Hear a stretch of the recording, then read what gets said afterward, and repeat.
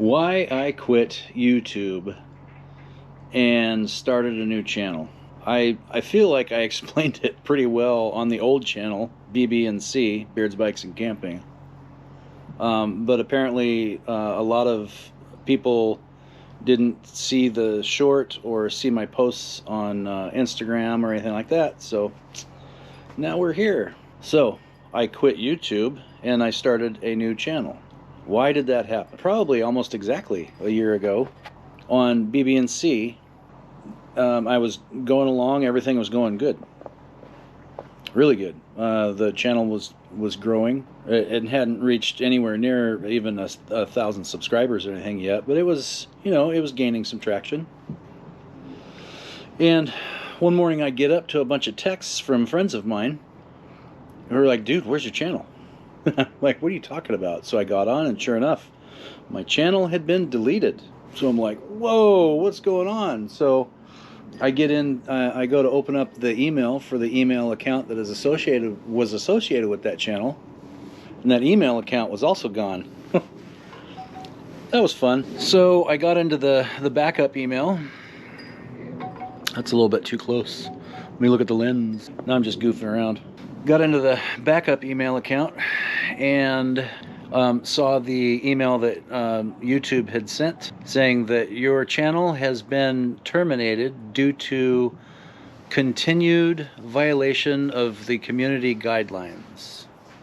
I never had any strikes. I never had any warnings of any kind. Anything. And what's even more is if you've watched any of my content for any length of time, you know that I just don't do anything that would violate anything.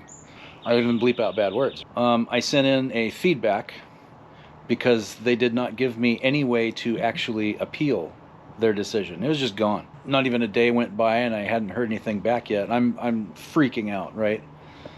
Because that's a lot of hard work. I think at the time I had like 60 or 70 videos on there, and it'd been going for, you know, over a year at that point. That's work. Somebody suggested that I get onto Twitter and get a hold of the handle Team YouTube because they have helped people out before. So, and at the time I didn't even have a Twitter account because it's just whatever, not my thing. But created a Twitter account, got on there and got a hold of them, and said, hey, what's going on? Where's my channel? Why is it gone? And they initially they just regurgitated the exact same thing that my email had said, and I said, that's actually incorrect. My channel has never violated anything, and I've never gotten any copyright strikes, no community guideline strikes, no nothing. This is literally out of the blue. Please, would you look into this? And they agreed to. And within a day's time, my channel was back, and I got an apology email from YouTube saying that we periodically review channels for content just to make sure that everybody's being safe and not being an asshat on our platform. And I understand that, I get that. And then they went on to say, once in a while we get it wrong. We have reviewed your appeals and found that you are correct. Your channel does not violate community guidelines, and it has been reinstated. Been reinstated. Not sure what that other word was. Not always good at the pronouncing thing. And everything went great from then on. Started growing, got up to 1,500 subs, and I finally met the watch hours requirement.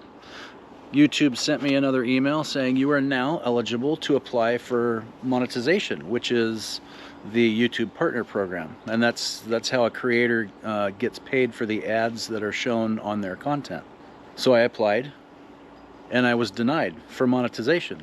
And the reason given, the feedback given, was your channel does not meet YouTube's monetization policies. So at this point, I'm trying to figure out why and how my channel didn't meet YouTube's monetization policies. There's no reason for that.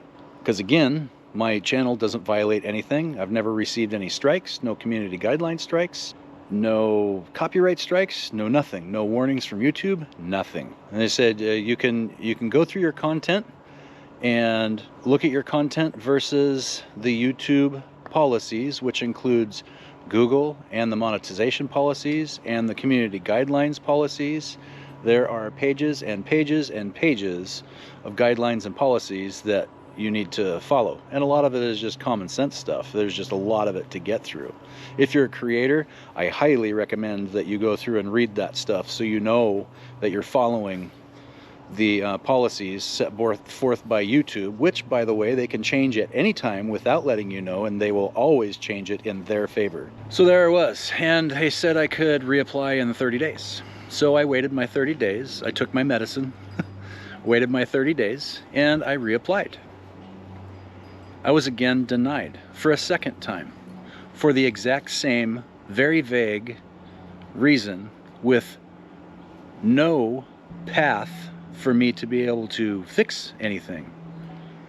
Once again, I got onto Twitter and I reached out to Team YouTube. I said, hey, you know, I feel like this might be some type of a glitch or something wrong in the electronic portion of my channel that is causing the review system to falsely flag my channel as not suitable for monetization. And I had referenced the mistaken deletion a year ago. Team YouTube at that time regurgitated the exact same thing that my non-feedback email had given me. So I appealed to them again. I said, you know what, honestly, I think this is just a simple mistake. Would you please take a look at my channel? And they said, you need to rethink your overall content strategy. And that's it. That's all I told me. My content strategy is literally putting, you know, mediocre quality content or good content out for you guys to watch, get inspired by, and go out and do this yourself. That's all it is. So, with no recourse of action that I could take aside from going through my entire channel and deleting every single video and starting over on the channel, and still having the possibility of having this weird false flag or false glitch tied to my channel, which I really feel is causing all this to begin with, I decided to go as a friend of mine called it, the nuclear option, and start completely over. Start from scratch, fresh slate, everything. And that's where Explore Adventure Moto came from. Now, I would say, for any other YouTube creators out there, grind and work your rear end off. Make content that you want to see and that you enjoy doing. Somebody someplace out there is also going to enjoy that and sub to your content and keep watching it. Have fun with it. Don't take yourself too seriously. Clearly, I don't. But keep your nose clean and don't do any questionable stuff with your channel. I never did, and I still got dinged for it. But at the very least, you will know that you did everything you could do to put out the content that people want to see in a clean and acceptable way. At least your conscience will be clear, as is mine. Welcome to Explore Adventure Moto. I very much thank anyone that came over from BB&C. I welcome all the new subscribers that we have gotten. You will see moto vlogs, moto camping, motorcycle travel, events and rallies. You will see DIY garage maintenance to save yourself the $100 plus per hour of labor costs at a service center. And you're just gonna generally see a good old time being had by friends on motorcycles. And I do it not just because I enjoy it, but because I want to inspire you to go out and do the same. Get out and enjoy this planet. My name is Travis. Stay hairy.